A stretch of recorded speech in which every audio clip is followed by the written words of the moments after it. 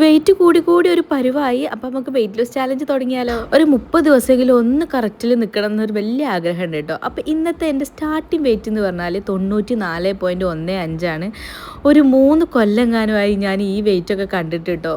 ഒരു 89 വരെ എത്തും.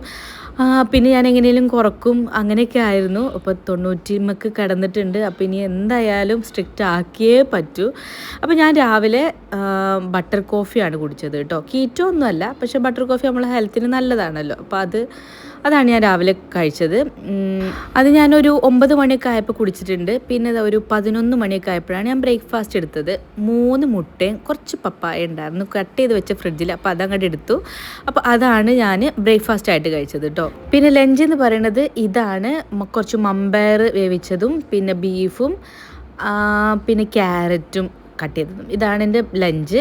പിന്നെ ഒരു 7:30-8 മണിയൊക്കെ ആയപ്പോൾ ഞാൻ ഡിന്നർ എടുത്തു കേട്ടോ. ഡിന്നർ എന്ന് പറഞ്ഞാൽ ഒരു 1.5 റോബസ്റ്റ അതാണ് ഞാൻ കഴിച്ചിട്ടുള്ളത്. ആദ്യം ഒന്ന് കഴിച്ചു, പിന്നെ വിശപ്പ് മാറാത്തതുകൊണ്ട് ഒരു അരയും കൂടി കഴിച്ചു കേട്ടോ. അപ്പോൾ ഇതൊക്കെയാണ് ഇന്ന് കഴിച്ചിട്ടുള്ളത്. അപ്പോൾ ബൈ, നാളെ കാണാം.